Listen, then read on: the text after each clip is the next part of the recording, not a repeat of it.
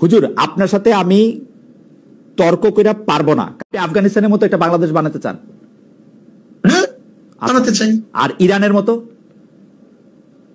দেখেন ইরানের ব্যাপারটা হলো, যেখানে ইরানের যদি ভালো ভালো যে দর্শনগুলি আছে, ইরানের যে ভালো দর্শন ওকে যেটা শরিয়াতে সাংঘর্ষিক না, আমেরিকার যে ভালো দর্শন শরিয়াতে সাংঘর্ষিক না, ইংল্যান্ডের কোনো ভালো দর্শন শরিয়াতে সাংঘর্ষিক না, রাশিয়ার কোনো ভালো দর্শন যেটা ইসলামের সাথে সাংঘর্ষিক না, এরকম জনগণের স্বার্থে। ওকে ওকে, তাহলে আমি মোরলেস মনে করতেছি যে আফগানিস্তানে এখন যে শরিয়া ভিত্তিক রাষ্ট্র ব্যবস্থা চালু আছে, আপনি বাংলাদেশে আপনারা যদি নির্বাচিত হন তো সেরকম একটা শরিয়া ভিত্তিক রাষ্ট্র ব্যবস্থা চালু করতে চান, তাই তো? বলতে পারেন, কোনো সন্দেহ নেই। ওকে, এই ক্ষেত্রে একটা প্রশ্ন চলে আসে, এখন আপনি প্রশ্ন করতে পারেন সেখানে কোনো সমস্যা হবে কিনা, সেই প্রশ্নগুলো স্পেসিফিক করতে পারেন। হ্যাঁ, আমি স্পেসিফিক, তাহলে এই প্রশ্ন আমি স্পেসিফিকই করি যে আপনারা মানে প্রসঙ্গটা আইনা করি আর কি, আপনারা নারী বিষয়ক সংস্কার কমিশনে ঘোর বিরোধী। আপনাদের সমাবেশ থেকে এই কমিশনকে ডাস্টবিনে নিক্ষেপ করার দাবি করা হয়েছে। আপনারা বলেছেন নারী কমিশন প্রতিটি পৃষ্ঠায় ধর্মের অবমাননা করা হয়েছে, এর সঙ্গে সংশ্লিষ্টদের আইনের আওতায় আনা হবে, ঢাকায় তাদের প্রকাশ্যে বিচার করতে হবে, যেন যেন ভবিষ্যতে এমন কেউ এমন প্রস্তাব দেওয়ার সাহস না পায়। এই নারী কমিশনের রিপোর্ট নিয়ে ডক্টর মোহাম্মদ ইউনূস অনেক উচ্ছ্বাস প্রকাশ করেছিলেন। আপনি কি মনে করেন তাকেও শাস্তির আওতায় আনা উচিত কিনা? এটা হচ্ছে প্রথম প্রশ্ন। দুই হচ্ছে নারীদের অধিকারের ক্ষেত্রে আপনি আফগানিস্তানের উদাহরণ দিয়েছেন, যেহেতু সেহেতু আমি বলতেছি যে আফগানিস্তানে মেয়েরা কাজ করতে পারে না, পড়ালেখা করতে পারে না, ইন্ডিপেন্ডেন্ট অনেক কাজ করতে পারে না, বরং সৌদি আরবে অনেকে অনেক সহজে করতে পারে। আপনারা কোনটা নিতে চান? বা এবং ইরানে অনেক মেয়েরা অনেক কাজ করে, আরব দেশে, মালয়েশিয়া তো তাই। জি খালিদ ভাই, জি আপনার নারী বলতেন কোন নারী মনে করেন? আমাদের দেশে বেদের সম্প্রদায়ের নারী মনে করেন, না চেয়েছিলাম হেচ্ছা হয়ে গেলাম বেশ্যা এদের বাস্তবায়ন করতে চান, না তসলিমার দর্শন বাস্তবায়ন করতে চান, না সুফিয়া কামালের দর্শন বাস্তবায়ন করতে চান? আমি নারী পুরুষের সমান অধিকার চাই। আমি নারী পুরুষের সমান অধিকার চাই, মানুষ হিসাবে নারী এবং পুরুষের সমান অধিকার। আমি কথা বলতে দেন। জি আমি আগে আমাকে প্রশ্ন করলেন সেজন্য আমি বললাম আর কি। না ঠিক আছে, আমি সেই প্রশ্নের জবাব দেব। আমি নিজে প্রশ্ন করে নিজে জবাব দেব। ও আচ্ছা, বুঝতে পারিনি। জি, আমি প্রশ্ন করার পর আমি জবাব দেব। আমি সেই প্রশ্নটা নিজেকেই করতে। ঠিক আছে ঠিক আছে। আমাদের দেশের নারীদের মধ্যে যারা মাদ্রাসায় পড়াশোনা করে, ধরেন আমার স্ত্রী কি, আমার মা কি, আমার বোন কি, আমার মেয়ে কি,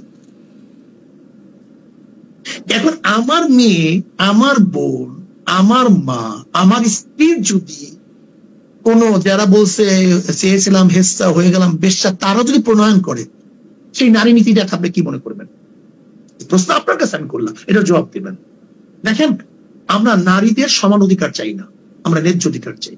ক্লিয়ার কাট কথা, আমরা নারীদেরকে সমান অধিকার চাই না। ধরে নেন খালিদ ভাই, আপনার স্ত্রী গেলেন বাজারে, বড় একটা ব্যাগ যদি সমান হয় তার কতক্ষণ আমরা স্ত্রী টানতে হবে, কতক্ষণ আপনার টানতে হবে, কিন্তু টানে কে ব্যাগটা? এখানে আমি আমার স্ত্রীকে অগ্রাধিকার দিই, মানে অগ্রাধিকার দিই, এখানে আমি কষ্ট বইতে দেব না। ধরে নেন 2 মণ একটা বোঝা, এটা আমি স্ত্রীর মাথায় তুলি না স্বামীর মাথায় তুলি, এখানে আমি স্ত্রীকে কষ্ট দেব না। আমি স্ত্রীর ন্যায্য অধিকার চাই। যেই আমি যদি ধরে নেন ইসলাম যদি শরিয়া যদি বাস্তবায়ন হয়, আমরা একই ঘরে 2টা চাকরি, যেমন স্বামীও ডিসি আর স্ত্রীও ডিসি হবে আর একজনের, আর আমার মা বোন নায়িকা থাকবে, এরকম না। বরং যেই ঘরে চাকরি নেই, যেই নারীর চাকরির প্রয়োজন, আমরা খুঁজে খুঁজে সেই নারীকে ডেকে ডেকে চাকরির ব্যবস্থা করব। শায়ক, আপনি আমাকে যখন কথা বলতে দিবেন তাহলে আমাকে দিয়েন আর কি, আমি কয়েকটা নোট নিচ্ছি। আমি আমার বক্তব্য শেষ করলে কথা সুবিধা। জি জি জি। যেমন নারীর শিক্ষা, নারীর শিক্ষা ইসলামের মধ্যে নবী আলাইহিস সালাতু বলতেন আম্মাজান আয়েশার থেকে সুলুস বা নিস ইলম শেখার জন্য। আমাদের এমন কোন মুহাদ্দিস নেই যারা নারীদের উস্তাদ মানে না। আমাদের মুহাদ্দিসদের মধ্যে নারীদের উস্তাদ ব্যতীত কোন মুহাদ্দিস হাদিস পড়াতে পারে না। নারীর মধ্যে শিক্ষা নাই মানে? আম্মাজান কুবরা রাদিয়াল্লাহু তাআলার ব্যবসা থেকে আমার নবী আলাইহিস সালাতু ওয়াসালাম ব্যবসা শিখছেন এবং তিনি প্রতিষ্ঠিত হয়েছেন। আমরা ইসলামিক যদি হুকুমত করতে পারি তা নারীরা বড় বড় ধনী হবে, আমরা তাদেরকে ব্যবসা বানায় দেব। উম্মে সালমা রাদিয়াল্লাহু তাআলা আনহা যখন হুদায়বিয়া সন্ধির সময় কেউ, আমি সংক্ষেপে বলতেছি, কেউ নবী আলাইহিস সালাতু ওয়াস সালাম কথা অনুযায়ী হালাল হচ্ছিলেন না, তো উম্মে সালমা রাদিয়াল্লাহু পরামর্শ ক্রমে হালাল হয়েছিলেন। এখন কেউ যদি মনে করেন যে নারীবাদী মানে হলো তাকে ওই অমুকের দর্শনে চলতে হবে, এইটাই নারীদের সমান অধিকার, এইটাই মানি না। আমি মনে করি যেখানে নারীদের যতটুকু ন্যায্য অধিকার প্রতিষ্ঠা করা দরকার, আমরা সেখানে নারীদেরকে সেই ন্যায্য অধিকার প্রতিষ্ঠা করব। দেখেন, ইসলামের মধ্যে মিশরের এক ডক্টর একটা কিতাব লিখছেন, সেটা 30,000 মুহাদ্দিসদের নাম দিয়ে আসেন, 30,000 মুহাদ্দিসা। নারীদের মধ্যে হাজার বড় বড় যোদ্ধা ছিলেন, কবি ছিলেন। খানসা রাদিয়াল্লাহু তাআলা ইসলামের মধ্যে বহু বড় কবি ছিলেন, তিনি নারী ছিলেন। কাজী এই যে নারী নিয়ে পাশ্চাত্যরা আজকে আমাদের নারী মাজাদের কোথায় নিয়ে পৌঁছাইছে দেখেন তো, আপনার পাশ্চাত্যের অবস্থাটা কি আপনি খুঁজে দেখেন। আজকে নারী অধিকারের নামে এই কয়েকদিন আগে সাভারে হত্যা করছে তার বাবাকে। এখন যদি কেউ টেনেন্ডারে সেই নারীদের অধিকার বাস্তবায়ন করতে চান, কেউ যদি সমকামী নারীদের অধিকার বাস্তবায়ন করতে চান, কেউ যদি এই অমুক মানে পাশ্চাত্য নারীদের অধিকার বাস্তবায়ন করতে চান, এখন জাপানে মেয়েরা বাচ্চা নিতে চায় না, রাশিয়ায় বাচ্চা নিতে এখন চায় না নারীরা, কোন নারীরা এখন মানে ঘরের কথা শুনতে চায় না। আমরা এই অধিকার বাস্তবায়ন করতে চাই না, বরং আমার মা বোনদেরকে ন্যায্য অধিকার দেব, তাদের অধিকার প্রতিষ্ঠিত করবো, তার ইজ্জত সম্মান রক্ষা করব, তাদের যেখানে যেখানে প্রয়োজন সেখানে আমরা তাদের কাজে লাগাবো। আমি বলি, হ্যাঁ শায়ক, আপনাকে ধন্যবাদ। শায়ক, আমার অনেকগুলি প্রশ্ন, আপনি যদি একটু ছোট ছোট করে জবাব দেন যে আপনাদের যে নারী নিয়ে বা বাংলাদেশে শরিয়া প্রতিষ্ঠা করা নিয়ে যে আপনাদের আদর্শ, সেই আদর্শের সাথে আপনারা ওই দিন যাদের সাথে মহাসম্মেলন করেছেন, অর্থাৎ জামায়াত, এনসিপি এবং অন্যান্য দলগুলি, তারা কি আপনাদের সাথে একমত কিনা, বা এই ব্যাপারটা নাও হতে পারে? ঠিক আছে, এইবার আপনি নারীদের ন্যায্য অধিকারের কথা বলেছেন শায়ক।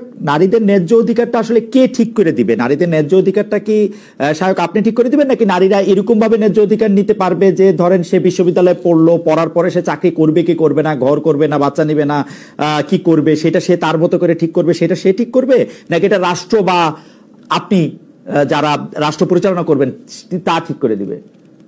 রাষ্ট্র আপনার উপর কিছু নির্দিষ্ট আইন দিয়ে দেয়, আবার রাষ্ট্র আপনার কিছু কাজ করার জন্য দেয়। ওকে, একটা রাষ্ট্র কিন্তু ব্যক্তিরও কিছু কাজের অনুমতি দেয়। ওকে, শরীয়ত এভাবে আছে। তার মানে সংবিধানে কি মেয়েদের জন্য আলাদা আইন হবে যে নারীরা এটা করতে পারবে, পুরুষরা এটা করতে পারবে? পুরুষদের জন্য তো আইন থাকবে যে পুরুষ এটা করতে পারবে না, মানলাম, মানে নারী পুরুষের জন্য আলাদা আইন হবে কিনা সংবিধানে?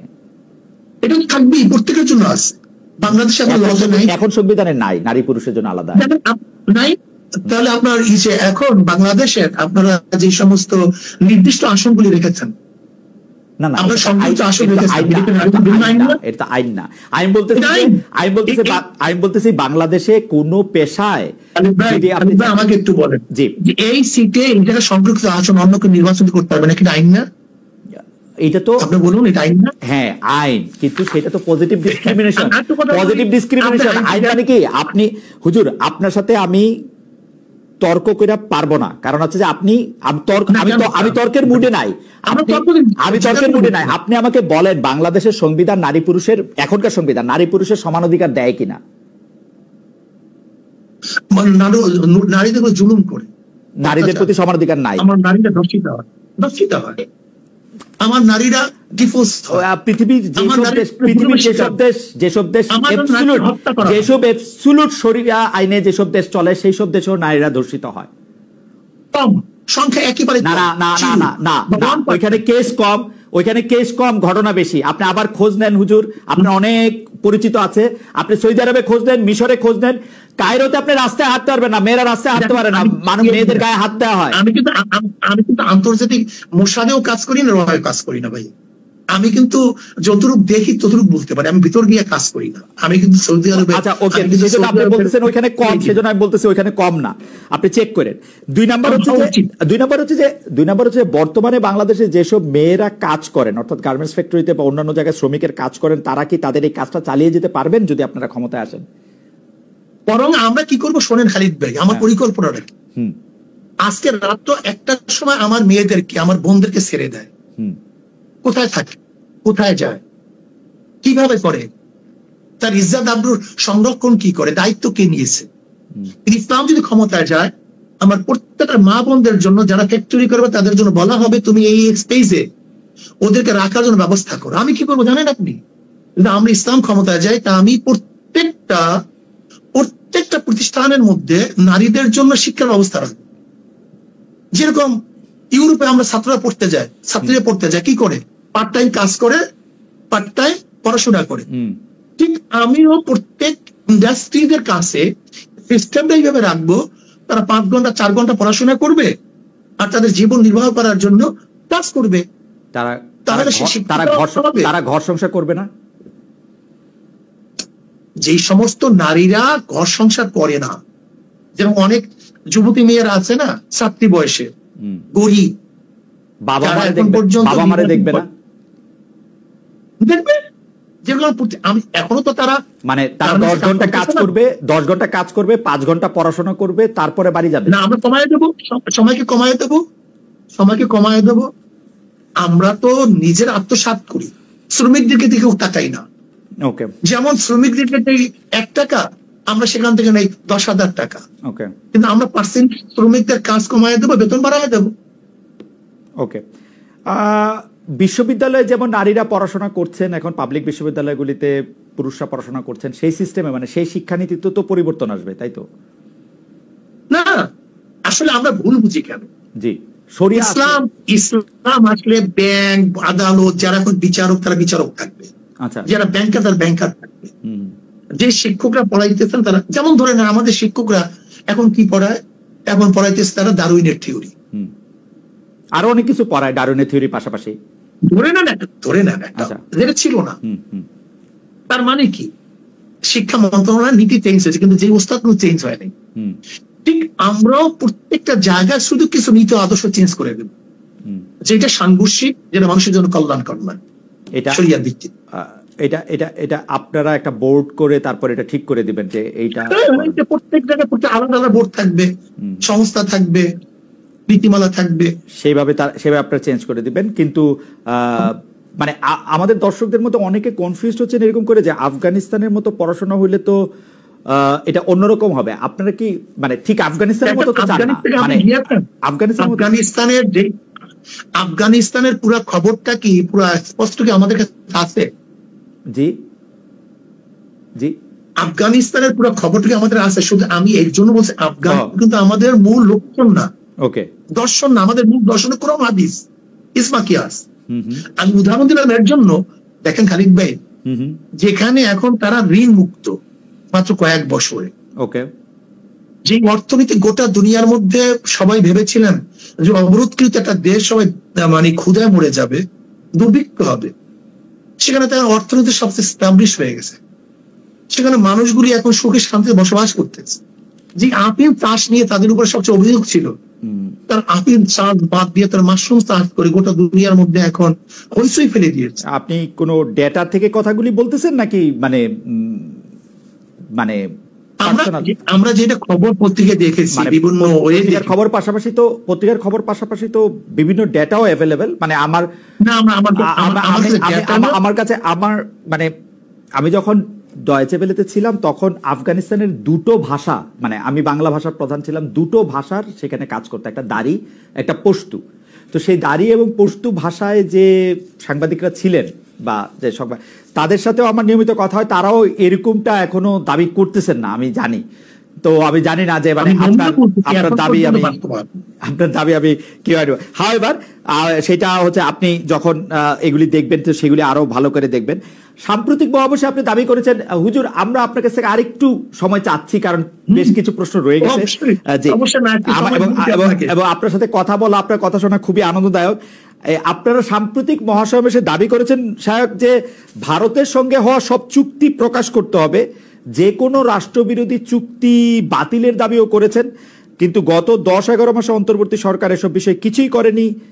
আপনার এ ব্যাপারে মন্তব্য শুনতে চাইবো। এর আগেও আমি বলতেছিলাম যে নারী নীতি বলে যে নীতিটা বা নারী সংস্কার কমিশনে বলে যে সংস্কার কমিশনটা গঠন থেকে শুরু করে সেইটার ব্যাপারে ডক্টর মোহাম্মদ ইউনূসের একটা বড় ভূমিকা ছিল।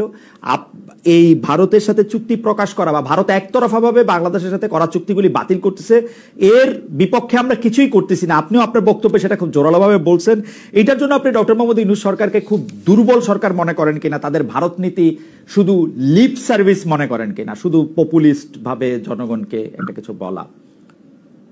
দেখেন, আসলে আমি যত অনুভব করতেছি যে ইউনূস সরকার যেই উদ্যমে কাজ করা শুরু করেছিলেন, আমাদের অসহযোগিতার কারণে মনে হয় তার উদ্যমের মধ্যে কিছুটা হলেও আমার ধারণা, আমি জানি না, তার সঙ্গে কথা বলিনি, তার উদ্যমের মধ্যে কিছুটা হলেও ভাটা পড়েছে বলে আমার ধারণা। যেহেতু আমরা সহযোগিতা ঠিক মতো করছি না, আমরা তাতে ডিসকানেক্ট করার জন্য চেষ্টা করছি, বা এই কথাগুলো আমরা বলেছি প্রসাব করে ভেসে যাবে, অমুক তমুক অনেক কথাই বলেছি। সেটা ভদ্রলোক। দেখেন, ইউনূস সরকারের সরকার স্থায়িত্ব হোক বা তার নীতি আদর্শ আমি গ্রহণ ব্যাপারটা কিন্তু এরকম না। আমরা যেই তিনটে জিনিসের উপরে সংস্কার, নির্বাচন এবং বিচারের ব্যাপারে ইউনূস সরকারের কাছে আমরা দাবি জানিয়ে আসছি, সেহেতু সেই ব্যাপারগুলির জন্য যদি আমরা বারবার বাধা সৃষ্টি করি, তাহলে তার মন এবং তার সরকারের অবস্থাটা কতটুকু কি হতে পারে সেটা আপনিও ভালো বোঝেন, আমিও ভালো বুঝি। তবে আমি ইউনূস সরকারকে বলবো, সাহস নিয়ে এই দেশকে রক্ষা করার জন্য দেশ বিরোধী সমস্ত চুক্তিগুলি বাতিল করা উচিত। এর জন্য আমরা মহাসম্মেলন প্রেসার দিয়েছি এবং কি কি চুক্তি হয়েছে বিগত সরকারের আমলে সেগুলি জনগণকে জানানো, এটা আমাদের দাবি। ওকে, শায়ক, অন্তর্বর্তী সরকারের সময় একের পর এক মাজার ভাঙা হয়েছে, যে সংখ্যা এখন শতাধিক হয়েছে। মাহফিল, জলসা, ওরসের আয়োজনও বন্ধ করা হয়েছে অনেক এলাকায়। এসব ঘটনায় কেউ বলছেন তৌহিদি জনতা জড়িত, কেউ বলছেন মব জড়িত। আপনারা বিষয়টাকে কিভাবে দেখছেন? সংখ্যালঘুদের প্রশ্নে আমি আবার পরে আসছি। আপনি যদি মাজার, ওয়াজ, তারপরে হচ্ছে মাহফিল, জলসা, ওরস, এই মাজার ভাঙ্গা, এটার সাথে আমরা একমত। মাজার মানে কি? জায়েজ, জিয়ারত। যে এখানে জিয়ারত করা হয় সেটার নাম হলো মাজার। মসজিদ মানে কি? যেখানে সিজদা করা হয় তার নাম মসজিদ। মাজার তো খারাপ জিনিস না। ওখানে যদি কেউ ভণ্ডামি করে, কেউ সিজদা দেয়, শিরক করে, সেটাকে বাধা দেওয়া উচিত, বুঝানো উচিত। কিন্তু কেউ যদি মাজার ভাঙ্গে, এটা করে সেটা করে, সেটা আমি একমত না। আমি মনে করি আমাদের যারা এই কাজগুলি করে সেখান থেকে তাদের ফিরে আসা উচিত। বরং ইসলামের নামে যে সমস্ত ভাইয়েরা, আমার ইসলামের দাবিদার আমার মুসলিম ভাই বোনেরা যদি শরিয়াত বিরোধী কোনো কাজ করে, আমি তাদের অনুরোধ করব এটা থেকে তাদের ফিরে আসা উচিত। ইসলামের মধ্যে যেগুলি নেই সেগুলো করা উচিত না। কিছু ঘটনায় দেখা যাচ্ছে, অনেক ক্ষেত্রে ঘটনাগুলি পাশের দেশ মানে ভারতেরও হতে পারে, কারণ ভারত একটি সাংঘাতিকভাবে, বিশেষ করে মোদী সরকার সাংঘাতিকভাবে মুসলমানদের উপর অত্যাচারী একটি সরকার, তার আদর্শ হিসাবেও সেটা বিলায়। তো সেইটার একটা আফটারমেথ, একটা ইফেক্ট হিসাবে বা কি হিসাবে আমি জানি না, আমরা সংখ্যালঘু সম্প্রদায়ের উপর নানা ধরনের হামলা, অত্যাচার এবং হুমকি ধামকি এগুলি দেয়ার দেখি। এইসব ঘটনা আপনারা কিভাবে দেখেন? অনেকের কাছে এই ব্যাপারটি সামনে চলে আসে যে সংখ্যালঘুরা আসলে খুব বেশি নিরাপদ না। কেউ কেউ উদাহরণ হিসাবে এই যে ইসকনের বহিষ্কৃত নেতা এবং সনাতনী জাগরণ জোটের মুখপাত্র চিন্ময় কৃষ্ণ ব্রহ্মচারীর গ্রেপ্তার, জামিন একবার হওয়া না হওয়া, এগুলি নিয়েও প্রশ্ন তোলেন। এইসব ব্যাপারগুলি নিয়ে আসলে আপনাদের মতামত কি? দেখেন, আমাদের দেশের হিন্দু সম্প্রদায় বা সংখ্যালঘুরা, শুধু হিন্দু সম্প্রদায় না, বৌদ্ধ হোক বা চাকমা হোক, যারাই হোক না কেন, আমাদের দেশের সংখ্যালঘুরা যে নিরাপদে আছে, গোটা দুনিয়ার মধ্যে, ভারতের মধ্যে সংখ্যালঘুরা এত নিরাপদে আছে, হিন্দুরা এত নিরাপদে আছে বলে আমার জানা নেই। বরং সেখানে দলিত বিভিন্ন গোত্র নিয়ে যে অবস্থা চলতেছে, দেখেন হিন্দুদের মধ্যে তো জাত বেদের কোনো অভাব নেই, এদিকে আমি ব্যাখ্যায় যাব না। এমনকি এক হিন্দুর ঘরে আর একজন ঢুকলে উষ্টা লাগে, এক হিন্দু আর এক হিন্দুর ঘরে ঢুক, এক হিন্দু সম্প্রদায় আর এক হিন্দু সম্প্রদায়ের। কিন্তু আমি মনে করি আমাদের বাংলাদেশের হিন্দু সম্প্রদায় বা অন্যান্য সংখ্যালঘুরা সবচেয়ে বড় নিরাপদে আছে। আমাদের দেশের হিন্দু বা অন্য সম্প্রদায় সংখ্যালঘুদের নির্যাতনটা অনেকটা সৃষ্ট, এই যে পুঁজিমণ্ডপ ভাঙ্গা, এর মধ্যে অনেক সময় দেখা যায় যে হিন্দু সম্প্রদায় আছে। এর জন্য আমি প্রস্তাব দিয়েছিলাম আগের থেকেই যে প্রত্যেকটা পূজা মণ্ডপে সিসি ক্যামেরা ফিটিং করা উচিত। যেখানে সিসি ক্যামেরা থাকবে না সে পূজা মণ্ডপের অনুমতি দেওয়া হবে না, কিন্তু সেটা বাস্তবায়ন এখন পর্যন্ত হয়নি। এটা হয়নি। দেখেন 5ই আগস্টের পরে সবচেয়ে বেশি মন্দির পাহারা দিয়েছিল আমরা জানি যে ভারত এদেরকে ব্যবহার করবে। এর জন্য আমরা আগে থেকে প্ল্যানটা করেছিলাম, তাদেরকে আমরা সতর্ক করেছি, বলেছি, আমরা তাদেরকে মানে সাহায্য সহযোগিতার জন্য হাত বাড়িয়ে দিয়েছিলাম, তাদেরকে আমরা পাহারাদারি। এখন আপনারা তাই করে যাচ্ছেন, তাই তো? আমরা এখনই করি। আমরা এটা আমি কিছু কষ্ট বলতে চাই যে এদেশে মুসলমানরা ইসলাম পালন করে দেখেই হিন্দু সম্প্রদায় বা সংখ্যালঘুরা নিরাপদে আছে না, কিন্তু কিন্তু আমরা দেখতে পাচ্ছি যে যারা আসলে মানে সংখ্যাগুরু এরকম ভাবে আমরা না বলি, এভাবে বলি, কেউ ভিন্ন মত অবলম্বন করতে আসলে, বিশেষ করে এটা যদি ধর্মীয় ভিন্ন মত হয়, এমনকি আপনি হিন্দু, খ্রিস্টান, বৌদ্ধ এদের কথা আপনি বাদ দেন, ধরেন আহমদিয়া সম্প্রদায়, তারা একটা মতবাদ নিয়ে আসে, কিন্তু আমরা সবসময়ই দেখি যে তারা একটা সাংঘাতিক রকমের বাধা বা একটা অপারেশনের শিকার হয়। এইটাকে কিভাবে দেখেন? মানে তারা আমি তাদেরকে বিশ্বাস না করতে পারি তাদের সাথে, কিন্তু তাদেরকে কি প্রতিহত করতে হবে আমাদের? মানে ব্যাপারটা কি এরকম? আপনার কয় ভাই? আপনার কয় ভাই? 3 ভাই। 3 ভাই। আচ্ছা, 3 ভাই যদি এখন করি সমালোচনা, আমার বাপ কি বাপ না, তখন আপনি কি করবেন? আপনার বাবা 3 ভাই যদি বাবা নিয়ে প্রশ্ন তুলে যে আমার বাপ কি বাপ না, তখন কি করবেন?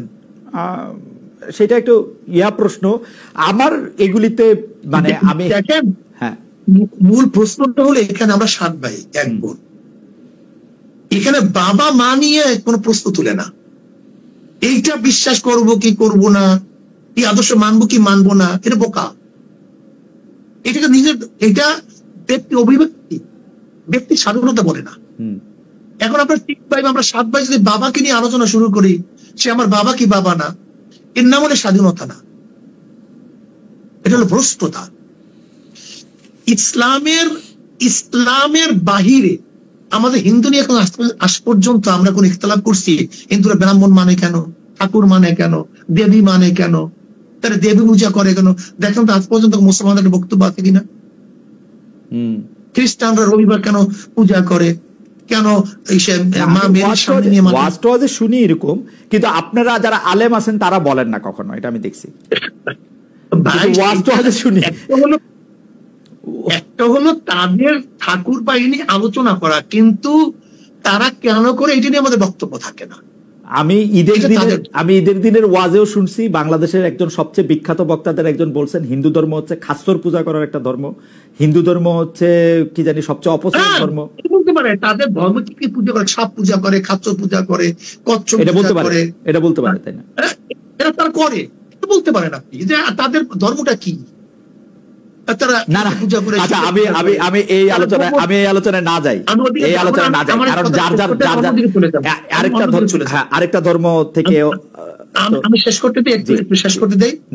হিন্দুরা হিন্দুদের ধর্ম পালন করবে, খ্রিস্টানরা খ্রিস্টান ধর্ম পালন করবে, মুসলমানরা মুসলমান ধর্ম। কিন্তু কোন খ্রিস্টান যদি বলে আমি খ্রিস্টান হয়ে মুসলমান ধর্ম পালন করি, এখানে আমাদের ইখতিলাফ আছে, আমাদের মতলক্য আছে। এটা কি দলিল দিয়ে আপনাদের মতবাদ আছে যে কেউ যদি মনে করেন আপনার মতের মধ্যে না হয়, আপনি একটা উদাহরণ দেয় খালিদ ভাই? জি, যেমন আহমদিয়া সম্প্রদায়ের মূল ইখতিলাফটা কি? তারা নিজেদের মুসলমান দাবি করে, আল্লাহ ঈমান আনা বিশ্বাস করে এবং তার আওসাফ সিফাত সহকারে। রাইট খালিদ ভাই, ধরে নেন আপনি খালিদ একজন শখস ব্যক্তি, কিন্তু আপনার গুণ কি? আপনি একজন সাংবাদিক। একজন ডিসি, আব্দুল্লাহ ডিসি, সে একজন ব্যক্তি, ডিসি তার কি গুণ? আমি আব্দুল্লাহকে মানলাম, যদি তার গুণ না মানি সে কাজ করতে পারবে? আমি বললাম আব্দুল্লাহকে মানলাম, কিন্তু তার গুণ মানলাম না, সে কাজ করবে কিভাবে? আপনাকে মানলাম খালিদ ভাই, কিন্তু আপনাকে সাংবাদিক মানলাম না, আপনি কাজ করবেন কিভাবে? নবী আলাইহিস সালাতু একজন ব্যক্তি, তার কিছু গুণ আছে, ব্যক্তিকে মানলাম, তার গুণ মানলাম না, তার নবী মানা হইল? সায়ক, আপনার সাথে এটা নিয়ে আমি আসলে আলাদা তর্ক করতে চাই না, কিন্তু আমি যতটুকু বুঝছি, আমি মনে করি ইসলাম ধর্ম খুব সহজ। ইসলাম ধর্মের মধ্যে থেকে আমি যদি আল্লাহকে মানি, আমি যদি তার প্রেরিত নবীকে সর্বশ্রেষ্ঠ রাসূল বলে, প্রেরিত পুরুষ বলে মানি, আমি ইসলাম ধর্মে বিশ্বাস করি, এই শাহাদাত, কলেমা শাহাদাত যদি আমি পড়ি, অন্য কেউ, আপনি ভালো বলতে পারবেন, অন্য আরেকটা মানুষ আমি অমুসলিম কিনা এটা বলতে পারে কিনা আমি জানি না। আমি খালিদ ভাই একটু উদাহরণ দিলে বুঝতে পারবেন। জি বলেন তো। টাকার 99 জায়গায় মিল আছে, এক জায়গায় মিল নাই, সেটা নকল না অরিজিনাল। একটা টাকা 1000 টাকা, হ্যাঁ হ্যাঁ হ্যাঁ, 99 জায়গায় মিল আছে, এক জায়গায় মিল নেই, সেটা নকল না অরিজিনাল? না না, সেটা তো অবশ্যই নকল, কিন্তু ঠিক ইসলামের একটা গন্ডি আছে, কিন্তু ইসলামের তো দুইটা জিনিস, আল্লাহকে মানা, তার রসুলকে মানলে, সাক্ষ্য দিলে, তারপর গুলি তো আমল। আপনি এইটা করবেন, এটার জন্য আপনার এইটা আপনার জি, আমি ব্যাপকতা যাব না, আমি বলছি যে মানতে হবে, যেই মানা পর্যন্ত আপনার টাকাটা অরিজিনাল হবে সেই পর্যন্ত আপনার সে মধ্যে পরিষ্কার। আমি শুধু আমি পরিষ্কার, আপনি শুধু এই জায়গাটার মধ্যে যদি একটু বলেন যে অন্য ধর্মাবলম্বীরা ধর্মের নামে একটা ফানি কাজ করতেছে বা একটা খারাপ কাজ করতেছে, কোট আনকোট, কারণ যার যার ধর্ম তার কাছে, এইটা বলাটার শিক্ষা আপনারা দেন কিনা আপনাদের যারা ছাত্র বা অনুসারী আসে, বা এটা দেয়াটা ঠিক কিনা?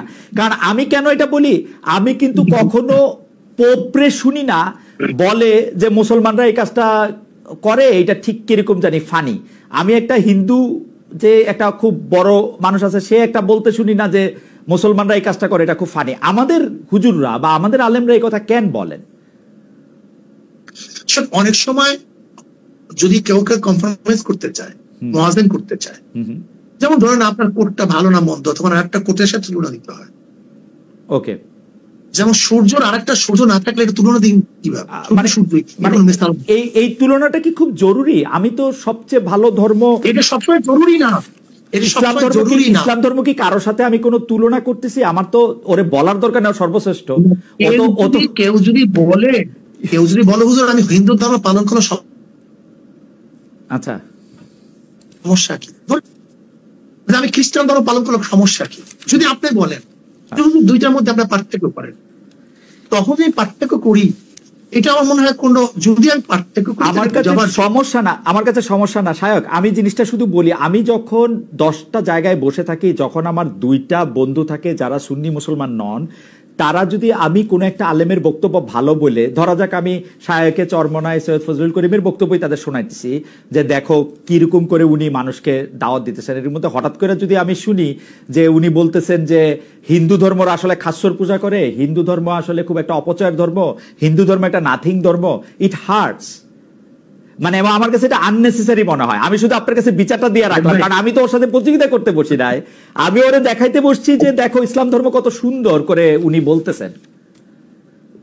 খালিদ ভাই দেখেন, এখানে প্রস্রাব করিবেন না করিলে 50 টাকা জরিমানা, এখানে প্রস্রাব করিবেন না করিলে 50 টাকা জরিমানা, এখানে প্রস্রাব করিবেন না করিলে 50 টাকা জরিমানা।